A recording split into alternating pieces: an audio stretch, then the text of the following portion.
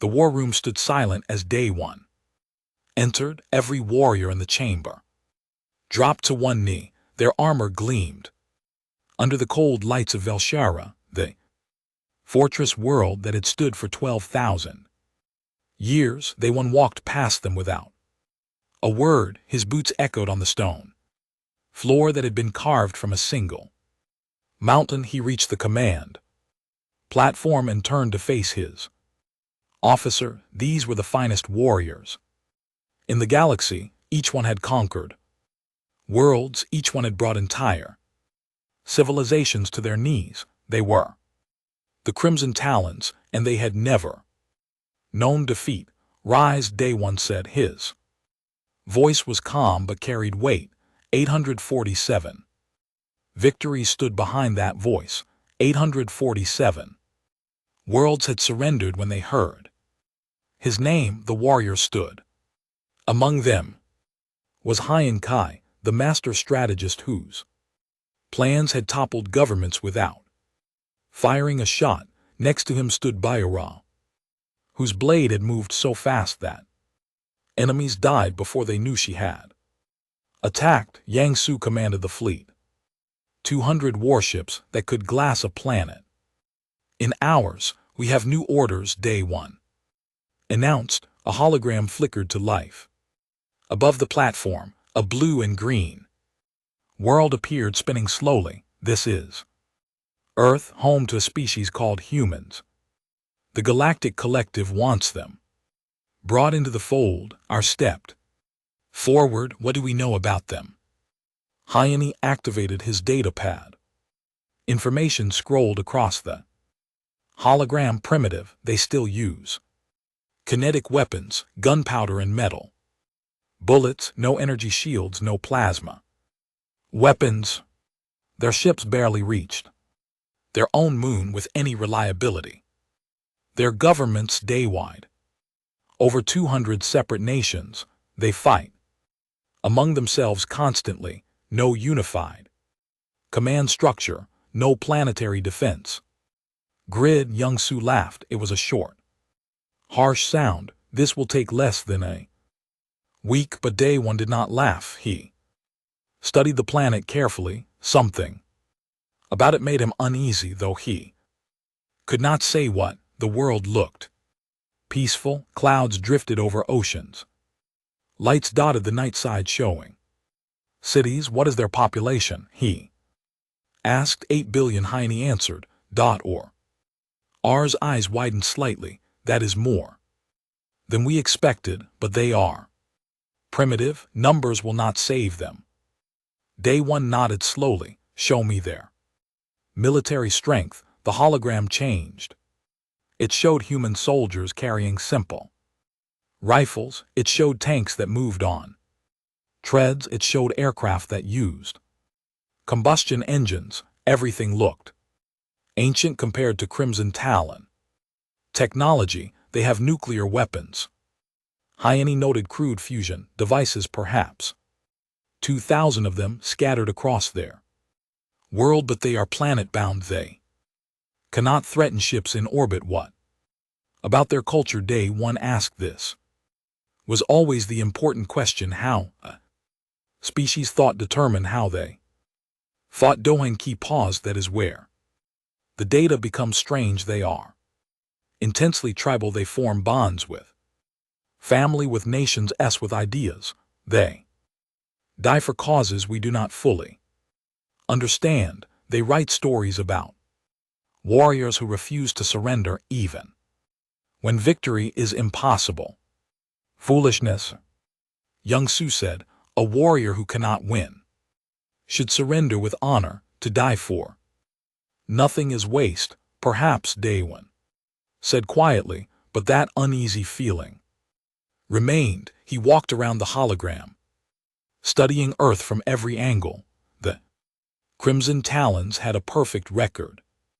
Every species they encountered either surrendered immediately or was crushed within days. The protocol was always the same: arrive in overwhelming force, demonstrate superior power, accept surrender, occupy, integrate. Henny, what Is your plan? The strategist stepped forward, his fingers danced across his data pad. The hologram shifted, showing Earth surrounded by red dots. Phase 1. Orbital blockade. We position the fleet in a grid pattern around their world. Nothing enters or leaves. We demonstrate that we control the space around their planet. Red lines appeared, connecting the dots. The grid was perfect. No ship could slip through. Phase 2. Infrastructure collapse. We target their communication satellites, their power grids, their data networks. We do not kill civilians. We simply remove their ability to coordinate. Each nation becomes isolated, blind. The hologram showed satellites exploding silently, cities going dark. Phase 3.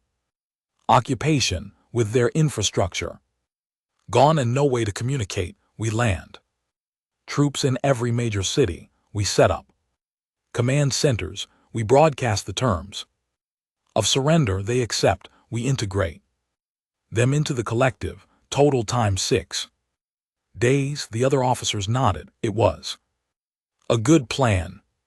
It was the same plan that had worked 847 times before, but day 1 still felt that strange unease. He could not explain it. Everything about Earth suggested an easy victory. The humans had nothing that could threaten the Crimson Talons. Their weapons were toys.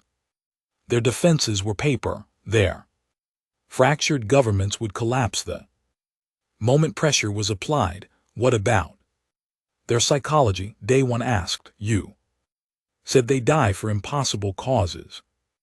Explain that. Hyan frowned. Their history is filled with battles where small forces fought against impossible odds. Sometimes they won through luck. More often they died, but they write songs about these defeats. They teach their children these stories. They celebrate warriors who refuse to surrender even when surrounded and outnumbered.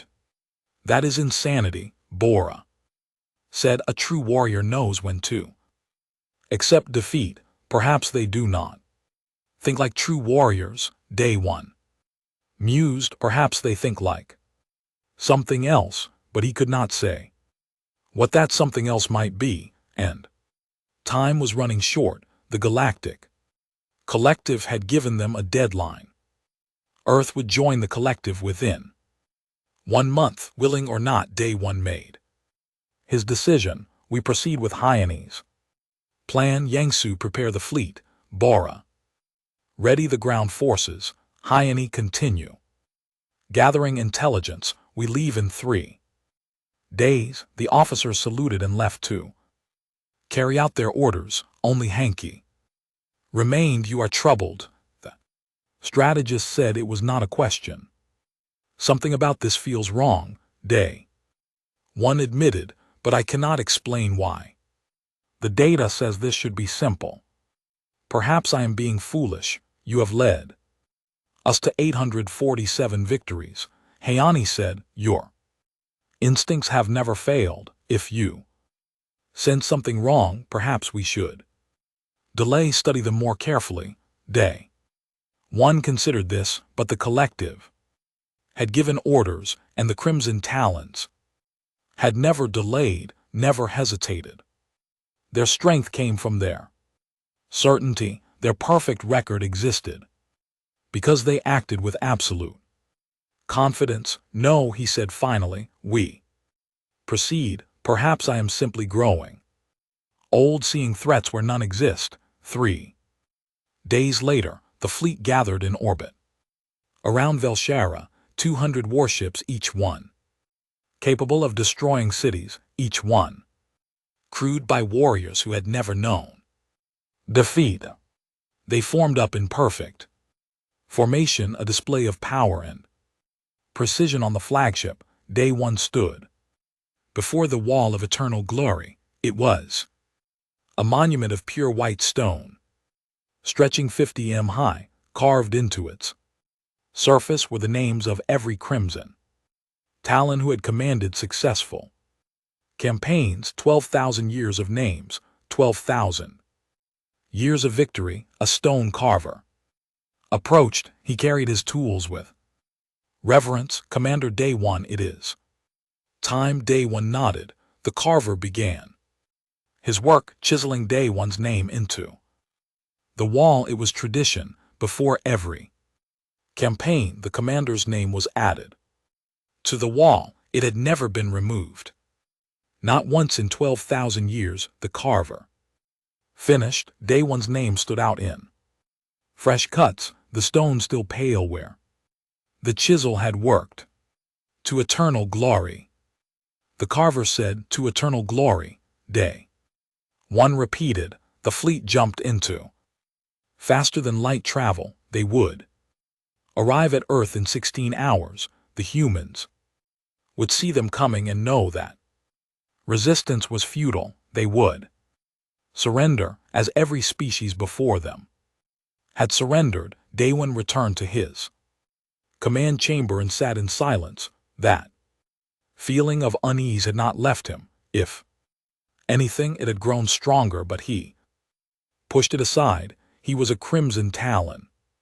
He did not know fear. He did not know doubt. Behind him, carved in stone, his name waited on the wall of eternal glory. It would stand there forever. He believed, just like all the names before his. He did not know that within months, stone carvers would return to that wall with grinding tools. He did not know they would erase his name so thoroughly that not even a shadow remained. He did not know that every record of this campaign would be destroyed, every mention of his existence removed from history. The Crimson Talons were sailing toward Earth, and they believed they were sailing toward their 848th victory. They could not imagine they were sailing toward something else entirely. They were sailing toward Eraser. The fleet dropped out of faster than light travel at the edge of Earth's solar system. 200 warships appeared in perfect formation, their weapons armed, their shields raised. It was meant to be an overwhelming show of force. On the flagship, Day One watched the primitive planet on his display open a communication channel, all frequencies. The communication officer worked quickly. Channel open. Commander. Day One spoke clearly, his words translated by computers into every Earth language. People of Earth, I am Commander Day One of the Crimson Talons. Your world has been selected for integration into the Galactic Collective. You have 48 hours to signal your surrender. If you do not comply, we will be forced to take control by other means. Resistance is futile. We have conquered 847 worlds. You cannot stand against us. Message was broadcast across every frequency, every radio, every television, every communication device on Earth received it. The Crimson Talons waited for the response they always received: fear, panic, and then surrender. Instead, something strange happened. The communication officer looked confused. Commander, we are receiving responses, many responses. Put them on screen. Day One ordered. The main display flickered. A human face appeared. It was a young male sitting in what looked like a small room. He was laughing. Dude, is this real? Are you serious right now? You sound like every bad movie villain ever. The screen changed. Another human, this one female. She was holding some kind of device and recording herself. Oh my God, aliens just told us to surrender. This is the best day ever. Should we surrender? Click yes or no. More faces appeared, cycling rapidly across the screen. Humans laughing, humans making strange gestures with their hands, humans saying words that the translator could not interpret properly. Some showed images of fictional alien characters with mocking captions. Haney stared at the display. I do not understand. Why are they laughing? Perhaps they do not believe we are real, Burr-Ross suggested. Day One frowned. This had never happened before. Every other species had responded with formal communications. Government officials pleading for mercy, military commanders assessing the threat, religious leaders praying to their gods, but not laughter. Never laughter. Try again, he ordered. Contact their government leaders directly. The communication officer worked for several minutes. Commander, I cannot identify central government. There are over 200 separate nations. Each one is responding differently. Some are convening emergency meetings, others are broadcasting entertainment programs about alien invasions. Several are arguing with each other instead of responding to us. Yang Su forward. Then we proceed to phase 2. Show them we are serious. Target their satellites. Destroy their communications infrastructure. Day One nodded. Make it so. The fleet weapons came online.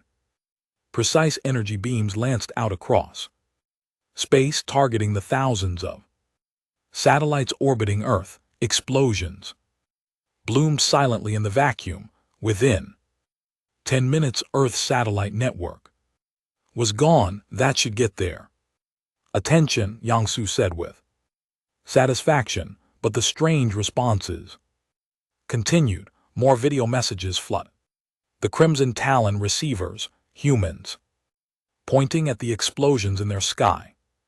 Not with fear, with excitement. One message showed a human male speaking rapidly. Holy crap, did you see that? They actually destroyed the satellites. This is insane. What do we do now? Another showed a group of humans raising glasses of liquid to the aliens. Thanks for taking out the satellites, my boss. Can't call me anymore. Hayani studied the messages carefully. Something is wrong. Their responses do not match their situation. They should be terrified. Instead, they seem almost entertained. Perhaps they are in shock, Bohr said, but she did not sound convinced. Day One ordered the next phase. Begin electromagnetic pulse attacks on their power grids. Target major cities first. The fleet moved into lower orbit. The warships positioned themselves over New York, London, Tokyo, Seoul, Moscow, Beijing. Energy pulses rained down, designed to disable electronics without killing civilians. The cities went dark on the flagship. The Crimson Talons waited for the surrender signal. Instead, they received more strange messages. Humans standing in darkened streets using small handheld lights to record themselves. Powers out. Aliens are here. Who's got beer? This is actually happening. I can't believe it. Mom, if you see this, I'm okay. Day One of alien invasion. I ate all the ice cream before it melted.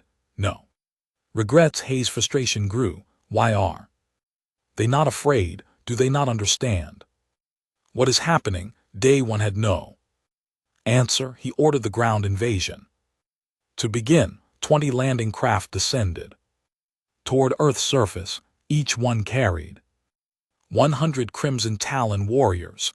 They landed in major cities around the globe. Their mission was simple: establish command posts, broadcast surrender terms, and await the local governments to capitulate. Ji-Yun led the ground force. Landing in Seoul, she was a veteran of 30 campaigns. She had seen every type of resistance. She expected guerrilla attacks perhaps, or civilian riots, or maybe immediate surrender. She did not Expect empty streets, the landing craft. Touched down in the center of the city. The ramp lowered, U1 led her warriors. Out, weapons ready, but the streets were silent. Buildings stood dark and empty. Vehicles sat abandoned. There was no sign of the millions of humans who should live here. Spread out, Jan ordered. Search for civilians, find their leaders. The warriors moved in perfect formation through the empty streets. Their armor systems scanned for heat signatures, for movement, for any sign of life, but the city seemed abandoned. Then G1 heard something. Music. It was coming from speakers mounted on the buildings, cheerful, bouncy music that made no sense, and then a voice speaking in Korean. Welcome to Seoul. We hope you enjoy your stay. Please note that all restaurants are temporarily closed. Also, the ground under your feet might explode. Have a nice day. The one froze. What did the street erupted beneath them? Not with advanced weapons, not with plasma or energy, with simple explosives. Fertilizer bombs, the Crimson Talons would later learn, chemicals mixed in plastic containers buried under pavement, triggered by simple timers. 3 warriors died instantly, 5 more were injured. The perfect formation broke apart as warriors scrambled for cover, but there was no follow-up attack. No soldiers appeared, just the cheerful music continuing to play. G1 contacted the flagship. We are under attack, but I cannot identify the enemy. They are not here. They left traps and fled. Similar reports came from other landing sites. In London, warriors found entire city blocks wired with explosives, set to detonate at random intervals. In Tokyo, humans had flooded the subway system, turning underground passages into deadly mazes. In New York, buildings had been rigged to collapse, waiting for warriors to enter, but nowhere were their soldiers, nowhere were their armies, just empty cities and traps made from primitive materials. On the flagship, Day 1 tried to make sense of it. Where did they go? 8 billion humans cannot simply disappear. Haeungi pulled up satellite images. They evacuated the cities, not all of them, but most. They moved into smaller towns, into wilderness areas, into places we would not expect military targets to be. They abandoned their own cities. Young Su could not believe it. Those represent decades of construction, centuries of culture. They just left them. Worse, Haeungi said, they turned them into weapons. Every major city is now a trap. Our warriors cannot move through them without risk. Bara appeared on the communication screen. She was leading a force in Beijing. Commander, I need to report something. We captured a human soldier. We interrogated him about their defensive plans, and Day 1 asked. He laughed at us.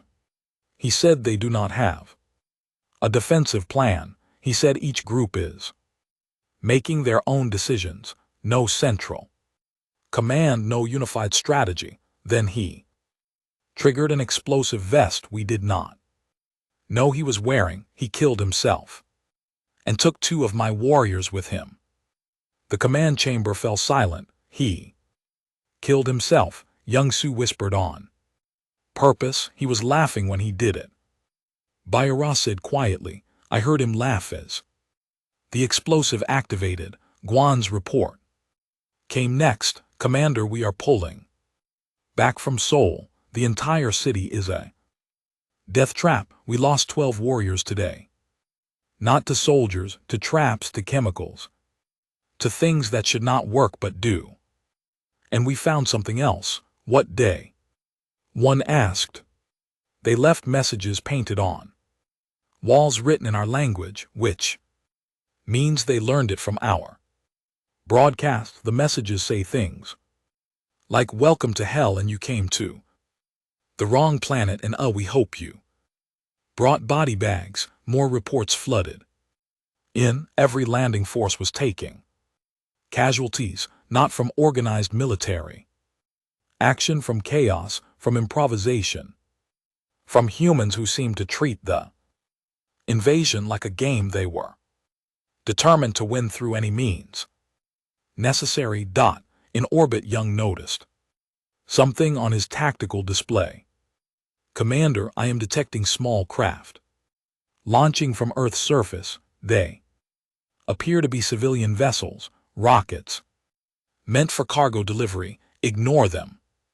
Day 1 ordered. They cannot threaten warships, but minutes later alarms screamed across the fleet. 3 warships reported collisions.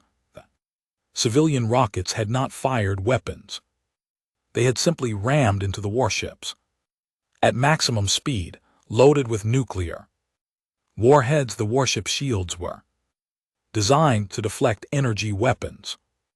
2 weeks had passed since the Crimson Talons arrived at Earth. They should have been celebrating their 848th victory. Instead, they were losing warriors every day to an enemy they could not understand. Kiyomi sat in the intelligence section of the flagship, surrounded by data displays.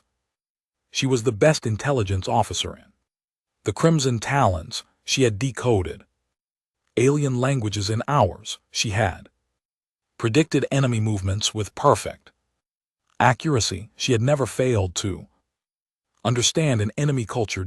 Until now. Show me again, she told her assistant. Show me the pattern of human attacks. The display lit up with a map of Earth. Red dots appeared, showing where Crimson Talon forces had been hit.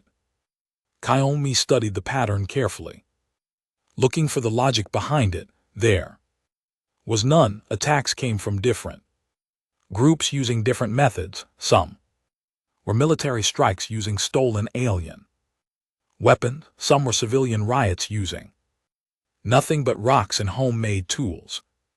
Some were sophisticated traps. Some were simple ambush. There was no coordination, no pattern, no logic. They have no central command, Kinmi said aloud, trying to make sense of it. Each group operates independently, but how do they avoid hitting each other? How do they know where our forces are? Her assistant pulled up more data. They use their information network. Even with satellites destroyed, they have ground-based systems. They share information freely. Anyone can access it. Anyone can contribute. That should make them vulnerable. Kangmi argued we should be able to intercept their communications, decrypt their codes, predict their movements. There are no codes, ma'am. They communicate openly. They post videos of our positions. They share tips on how to fight us. They argue with each other about tactics. All of it public, all of it accessible. King felt a headache forming. That makes no sense. If their communications are open, they should be easy to deceive. We should be able to feed them false information. We tried that. They ignored it, or rather, they argued about it, called it fake, and continued doing what they were already doing. Kangmi pulled up footage from ground operations. She watched as a squad of Crimson Talon warriors entered a building in Paris. The building looked abandoned. The warriors moved carefully, checking for traps. Then the walls exploded, not from advanced explosives, from old artillery shells that humans had buried in the walls decades ago and left there waiting. 3 warriors died.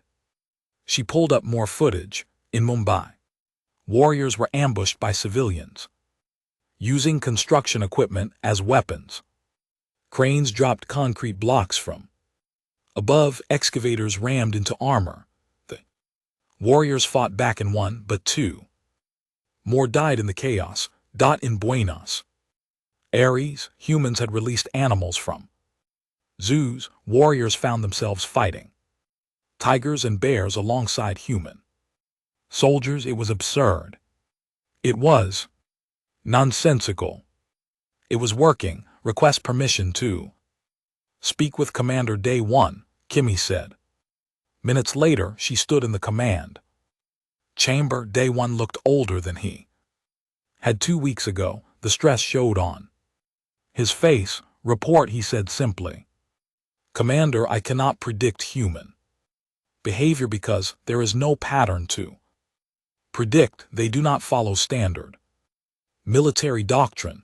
They do not have unified strategy. Each group does whatever it thinks will work. Sometimes they coordinate, sometimes they do not. Sometimes they fight, sometimes they just annoy us. Young Su looked offended. We are Crimson Talons. We are not annoyed. We conquer with respect.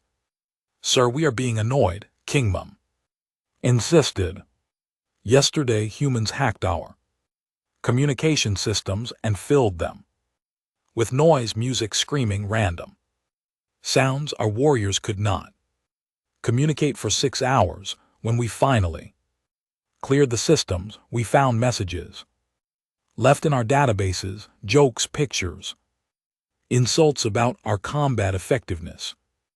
Day 1's jaw tightened. They are mocking us. Yes, Commander, and it is affecting morale. Our warriors are trained to fight honorable battles. They do not know how to respond to an enemy that treats war like a game, an enemy that laughs while dying. Heinke entered the chamber. He looked exhausted.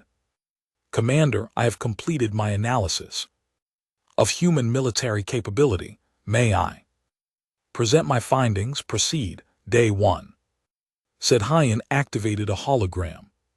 It showed human weapons, primitive guns, simple explosives, crude vehicles. This is what humans have. None of it should threaten us. Our armor can withstand their bullets. Our shields can block their explosives. Our technology is centuries ahead of theirs. He changed the display. It now showed Crimson Talon casualties. This is what is actually happening. We have lost 68 warriors, 7 warships. We control no major cities. We have established no command posts. We have received no surrender offers. How is this possible? Beer asked. She had joined the meeting via communication link from the surface. Because they do not fight the way we expect, Hyen explained. We expect armies. They send civilians. We expect battles. They set traps and disappear. We expect honor. They give us chaos. Our doctrine has no answer for this. Day 1 listened carefully. Then we must create a new doctrine. With respect, Commander, I do not think we can, Hyen said quietly. Doctrine requires predictability. It requires understanding enemy patterns and responding appropriately. But humans have no patterns. Every time we think we understand them, they do something completely different. He pulled up video footage. Yesterday, a human soldier surrendered to one of our patrols. We took him prisoner. He was cooperative. He answered questions. Then when we were not watching, he stole a data pad and uploaded a virus into our systems. The virus did not do much damage, but it did play a song on every display screen. For an hour, a song about never giving up. Yang Su slammed his fist on the console. This is humiliation. We are the Crimson Talons. We have conquered 847 worlds, and this is the 848th. Day 1 said quietly, Or it should have been. He turned to his officers. Give me options. How do we win this? The room fell silent. Finally Bayara spoke. We increase force. We stop trying to minimize casualties. We make them fear us. We tried that, Hayani said. Last week we destroyed an empty city to demonstrate our power. The humans responded by attacking 3 of our supply depots. They did not care about the city, they cared about hurting us. Back then we leave, Yang Su suggested. We report to the collective that this world is not worth the cost. We retreat and preserve our honor. Day One looked at him sharply. The Crimson Talons do not retreat. We have never retreated. If we leave now, our reputation is destroyed. Better our reputation than our entire force, Young Su argued. Before Day One could respond, alarm sounded. The tactical display lit up with warnings. Multiple human craft approaching the fleet. The sensor officer reported they appear to be cargo vessels. No weapons detected. Destroy them before they get close. Day One ordered. The fleet's defensive weapons activated.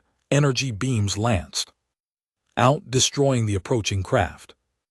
Explosions bloomed in space, but some got through, not because they were fast or well protected, but because there were so many of them. Dozens of craft, all piloted by humans who had volunteered for suicide missions. They rammed into warships. They exploded against shields. They caused damage not through technology but through sheer mass and determination. 2 more warships were destroyed. 3 were damaged. Han had piloted one of those craft. She was a lieutenant in the human Navy, trained for submarine operations. Submarines were useless against an orbital enemy, so she volunteered for something else. She sat in the cockpit of a modified cargo rocket aimed at the largest alien warship she could see. Her hands were steady on the controls. Behind her in the cargo bay was every explosive her team could fit. Military warheads, mining explosives, even fireworks, because someone had joked they might as well make it pretty. This is Lieutenant Haeyun, she said into her radio. If anyone hears this, tell my family I love them. Tell them I did my job, and tell those alien bastards that humans don't surrender. She opened the throttle fully. The rocket accelerated toward the warship. She saw their weapons turning toward her. Energy beams flashed past. One clipped her wing. Alarm screamed, but she was already too close for them to stop her. For Earth, she whispered. The rocket hit the warship shield at full speed. The shield was designed to absorb energy. It was not designed for a physical impact. Carrying several tons of high explosives, moving at orbital velocity, the shield failed. The explosives detonated. The warship's hull tore open. Atmosphere vented into space. The ship began to tumble, its engines offline, its crew dying. Haeyun never knew if her attack succeeded.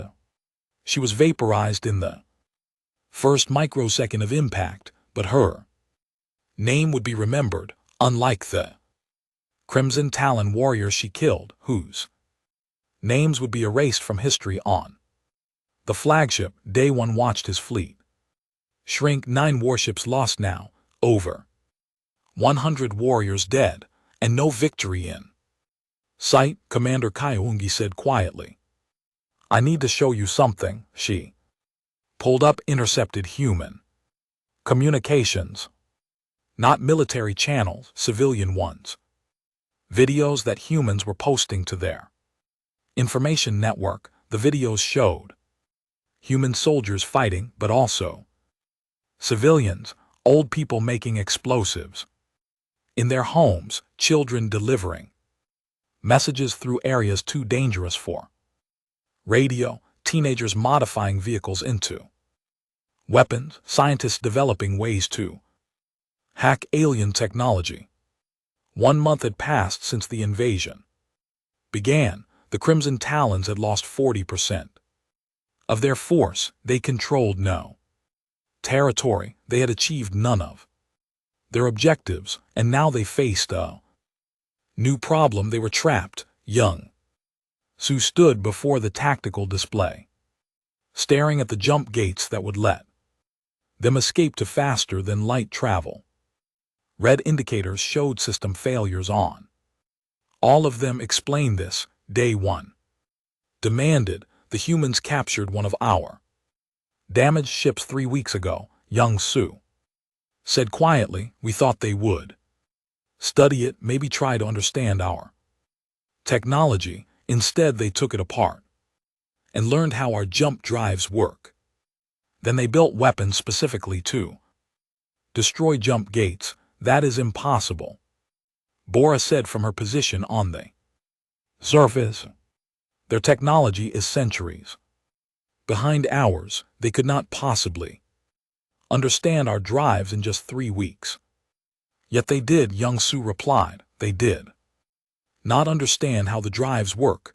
They just learned what made them stop working. They hit our gates with electromagnetic pulses tuned to the exact frequency that disrupts the field generators. Now all 6 gates are offline. We cannot jump out of this system. Day 1 felt cold. How long to repair them without spare parts? Weeks, maybe months, and the humans keep hitting us with more pulses every time we start repairs, so we are stuck here. Hyene said. It was not a question. Yes, Yang Su confirmed. On Earth's surface, the war had changed. It was no longer about defending territory. It was about hunting.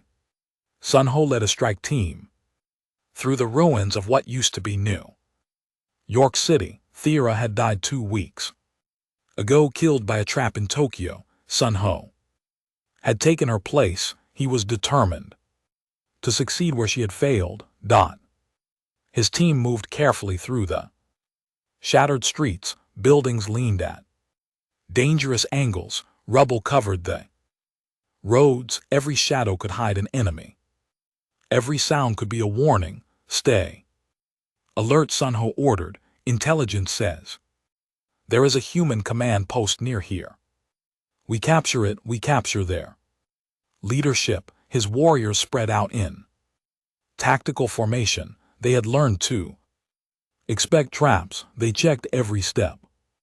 They scanned every building. They moved slowly, carefully. Then the buildings moved, not collapsed, moved. Humans had rigged entire structures with controlled demolitions. Skyscrapers fell like dominoes, one into the next, crushing the street below. Sun Ho's team scattered, but they were too slow. Half his warriors died in the first 10 seconds, buried under millions of tons of concrete and steel. Sun Ho survived. He ran, his armor system screaming warnings. He made it to a subway entrance and dove underground, seeking cover. The tunnel was dark. His armor's lights activated automatically. He could hear sounds ahead, movement, breathing. Show yourself, Sun Ho called out in English. The translator had taught all warriors basic human languages. A figure emerged from the darkness, a human male, middle-aged, wearing simple clothes. No armor, no visible weapons. You want me to show myself? The human said. Okay. Here I am. Sun Ho raised his weapon. You are my prisoner. Tell me where your command post is. The human smiled. It was not a friendly smile. You're in it.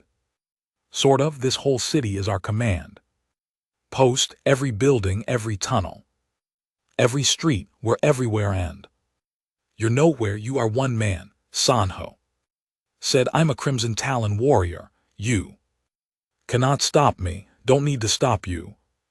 The human replied, just need to slow you down. He raised his hands. In one hand was a small device. Sanho's sensors identified it. Instantly, a detonator connected to explosives throughout the tunnel. You would kill yourself? Sanho asked. To kill you? Yeah, that's a good trade. The human's finger moved toward the trigger. Sanho fired first. His energy weapon punched through the human's chest. The man fell dead before he hit the ground. But his hand had clenched in death. The detonator activated. The tunnel exploded. Water mains burst. Gas lines ignited. The entire underground system became an inferno. Sanho ran his armor, protecting him from the flames. He made it to the surface, but 3 more of his warriors did not. He stood in the ruins, alone, and realized something terrible. The humans were not trying to win battles, they were trying to kill as many Crimson Talons as possible before dying. Every engagement was a trade. 1 human life for 1 alien life, sometimes 2 humans for 1 alien, or 10 humans for 1 alien. They did not care about the ratio, they only cared that the aliens kept dying. Ya watched from a rooftop 3 blocks away. She was a sergeant in what used to be called Special Forces. Now everyone with Special Forces, anyone who could hold a weapon and think creatively. She saw the alien warrior stumble out of the subway. She saw him look around at the empty city. She could see his body language. Confusion, fear may be good. She lifted her radio. All units, we have a straggler in Sector 7. Anyone want him? Responses came back immediately. We're 10 minutes out. Got visual moving in. I call dibs if nobody's closer. Negative. On the capture, Jawa said command wants him alive, says we need to show them something. She watched as human forces converged on the alien warrior. Not soldiers exactly, a mix of military, police, and armed civilians. They surrounded him carefully, using the ruins for cover. Sanho saw them coming. Dozens of humans appearing from nowhere. He raised his weapon, ready to fight. Then he lowered it. He was alone. They were many. He could kill some of them. Maybe many of them, but they would kill him in return. And for what? There was no honor in this, no glory, just death. In a ruined city far from home, he dropped his weapon. I surrender. The humans approached carefully. They disarmed him. They removed his armor's power source, making it just heavy metal clothing. Then they did something unexpected. They let him go. What? Sanho asked, confused. Was stepped forward. She looked at him with cold eyes. We're letting you go. No weapons, no armor power, no communications. You walk out of this city on foot. Should take you about 3 days to reach your nearest base. If you survive, why? Sanho asked. Because we want you to tell your friends what it's like walking through our world alone, hunted. We want you to feel what you made us feel when you came here. She gestured to the ruins around them. This used to be someone's home. Millions of people lived here. You destroyed it, so now you get to walk through what you destroyed, and every human you meet along the way gets to decide what to do with you. Maybe they'll let you pass, maybe they won't. She turned and walked away. The other humans followed. Sanho stood alone in the ruins, realizing that this was worse than death. This was fear. On the flagship, Day 1 received the reports. Sanho missing. Another patrol lost. 3 more warships damaged by human attacks, casualties mounting every day. Doyeni entered the command chamber. His face was pale, his hands shook. "Commander," he said quietly, "I need to speak with you privately." They went to Day One's personal quarters. Once the door closed, he and Key sank into a chair. "I cannot do this anymore," he said. "I cannot create strategies when there is no logic to fight against. I cannot predict an enemy that does not follow rules. I cannot win a war the enemy considers victory to be killing us even if they die doing it." Day One sat across from him. "What are you saying?" "I am saying that I have failed. My strategies have killed our warriors. My plans have failed. I am responsible for this disaster." He pulled out a small blade. It was ceremonial, used in Crimson Talon culture for ritual suicide when honor was lost. "No," Day One said firmly, "you will not do that. We need you for what? To lead us to more defeat." Hanky's voice broke. "I am a strategist who cannot strategize. I am useless." "You are my friend," Day One said quietly, "and I will not lose you too." But he could see it in Hyunkin's eyes. The man had already decided. He had lost faith in himself, in his abilities, in everything he had built his life around. That night, Hyuni completed the ritual. In his quarters, his body was found. The next morning, he left a message, apologizing for his failure and asking that his name be removed from all records. It would be, along with all their names. Day One stood in the command chamber looking at the casualty reports. 160 warriors dead, 12 warships lost. Hyunkai gone by his own hand, and still no path to victory. Yang Su approached. "Commander, we need to discuss retreat." "We cannot retreat. The jump gates are down. Then we need to negotiate." "Surrender," Yang Su said. "We cannot win this. Every day we stay, more warriors die. We must preserve what remains of our force." Day One wanted to argue, but he could not. Yang Su was right. They had lost, not in battle, not through superior tactics. They had lost because humans refused to be conquered, and that refusal was stronger than any weapon. "Contact the humans," Day One ordered. "Tell them we wish to negotiate terms." The message was sent. The response came back quickly. It was from a human named Taman, the colonel who had been coordinating defense efforts. "You want to negotiate? Come down here face to face. No weapons, no tricks, just you and me talking." Day One considered this. It could be a trap, but at this point, what did it matter? His force was dying. Slowly, maybe a quick death would be better. "I will go," he said. Young Su objected. "Commander, they will kill you." "Perhaps," Day One agreed, "but perhaps they will listen. Either way, we must try." He took a shuttle down to Earth's surface. The location was neutral ground, a field outside a small town. 3 years after the invasion ended, the Galactic Collective Council met in emergency session. The vast chamber held representatives from 1,000 worlds. They had gathered to discuss one topic. Humanity Ambassador Jihyun walked through the chamber's entrance. She was the first human to ever stand in this place. She wore a simple suit, nothing fancy. She carried a data pad containing the evidence of what had happened. The council speaker, a being called Vexler, gestured for silence. The chamber quieted. "We are here to determine humanity's status," Vexler announced. 3 years ago, the Crimson Talons were sent to integrate Earth into the collective. They have not reported back.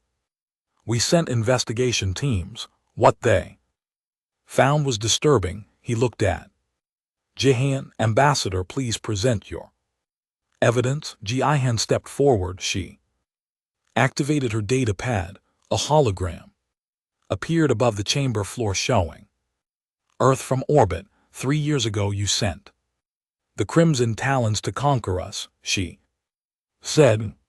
Her voice was calm, but everyone could hear the steel beneath it. They arrived with 200 warships. They demanded our surrender. We refused. The hologram changed, showing Crimson Talon ships in orbit. Then it showed those ships being destroyed one by one. They destroyed our satellites. We use ground-based communications. They disabled our power grids. We use generators and fire. They occupied our cities. We evacuated and turned the cities into traps. The hologram showed footage of the fighting. Humans using primitive weapons against advanced technology. Civilians volunteering for suicide missions. Soldiers setting traps using nothing but fertilizer and timer clocks. They thought they could break us by showing us how much stronger they were, Jihan continued. But they did not understand something important about humans. We do not fight because we think we can win. We fight because we refuse to lose. There is a difference. She changed the display again. It showed casualty numbers. Over the course of 43 days, the Crimson Talons lost 197 warriors. They lost 14 warships. They lost their commander, their chief strategist, and their ground force leader. Murmurs ran through the chamber. Vexler looked shocked. 197 casualties. That is catastrophic for the Crimson Talons. They are the finest warriors in the galaxy. They were Jihan corrected, past tense, because they do not exist anymore. She let that sink in. Then she continued. On day 43, the remaining Crimson Talon forces attempted a final assault on our capital cities. They failed. We had learned to hack their systems. We had learned to predict their tactics. We had learned to use their own weapons against them.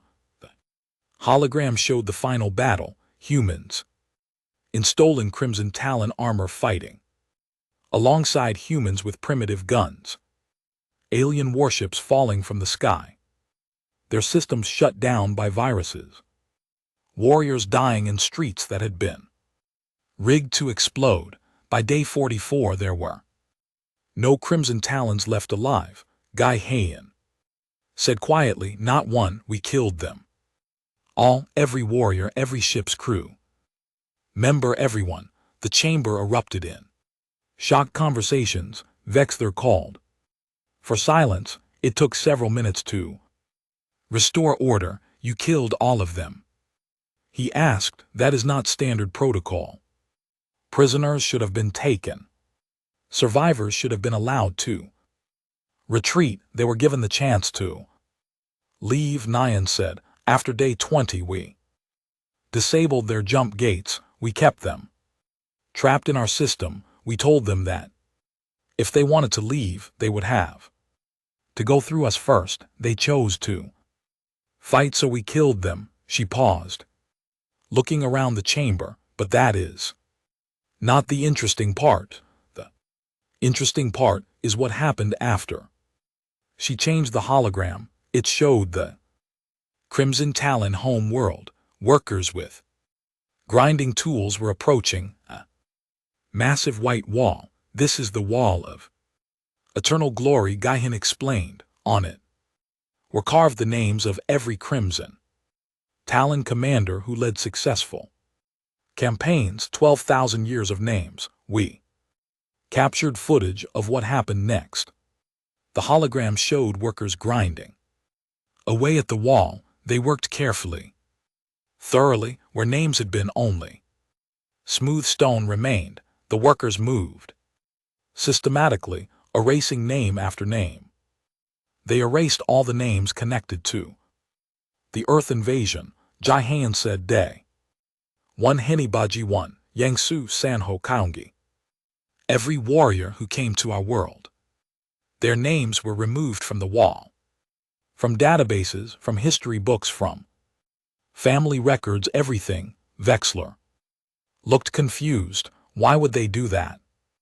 Because the Crimson Talon's strength came from their perfect record. Explained. 847 victories, 0 defeats. That record gave them power, made other species surrender without fighting, but we broke that record. We handed them their first defeat, not just a defeat. Total annihilation. She gestured to the hologram. So the Crimson Talons did what any organization would do when faced with an inconvenient truth. They erased it. They pretended it never happened. They removed every trace of the warriors who failed. Those warriors do not exist in Crimson Talon history anymore. Their families do not speak. Their names, their children were given new family names. It is as if they never existed. The chamber was silent.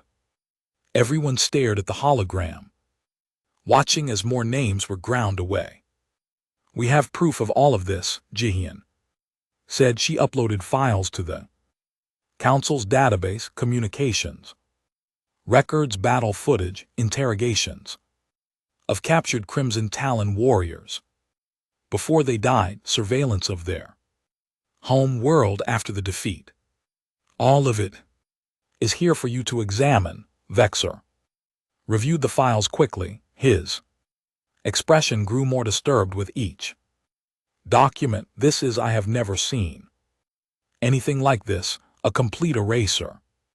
It gets better, Jihan said. There was no humor in her voice. We also have communications we intercepted between Crimson Talon leadership and the Galactic Collective Council, communications where they begged for reinforcements, where they warned that humans were not what you thought, where they pleaded for help. She looked directly at Vexler. You received those communications. Council did. You chose not to respond. You let them die rather than admit the collective had made a mistake in sending them. The chamber erupted again. Council members shouted at each other. Some denied the accusations. Others demanded investigations. Vexler called for order, but it took longer this time. Finally, when silence returned, Vexler spoke carefully. What do you want, Ambassador? Why present this evidence now? Because you need to understand what you are dealing with. Jihan said, you sent warriors to conquer us. We destroyed them so completely that their own people erased them from history. You tried to hide your mistake by ignoring their calls for help. We documented everything. She stepped closer to the council platform.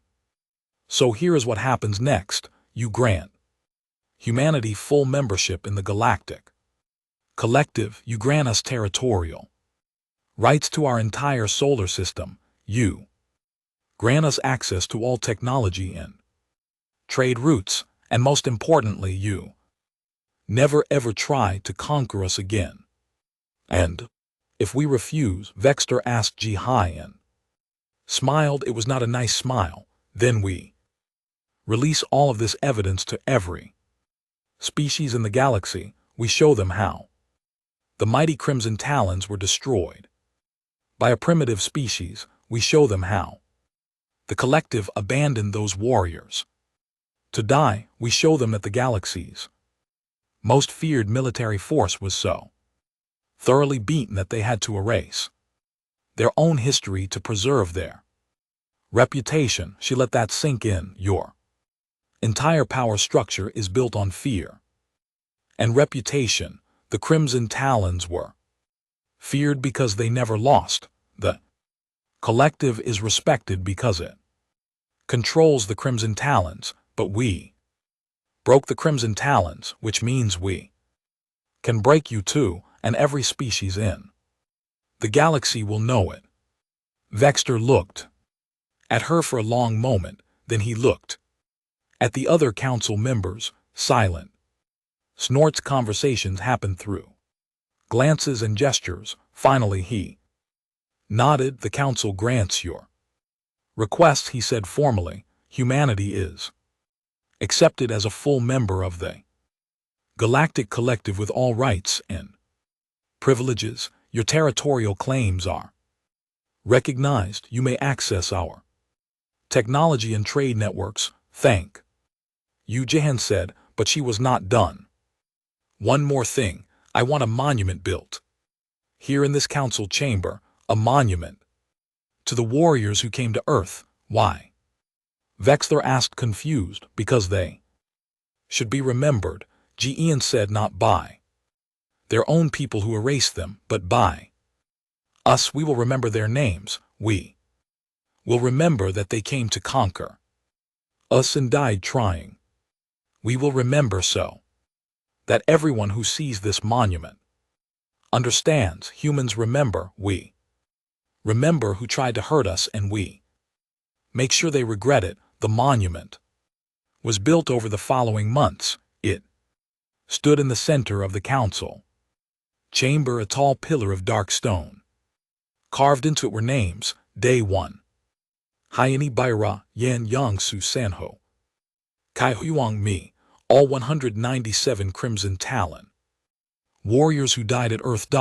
At the base of the monument was an inscription in multiple languages, including human languages and the Crimson Talon tongue.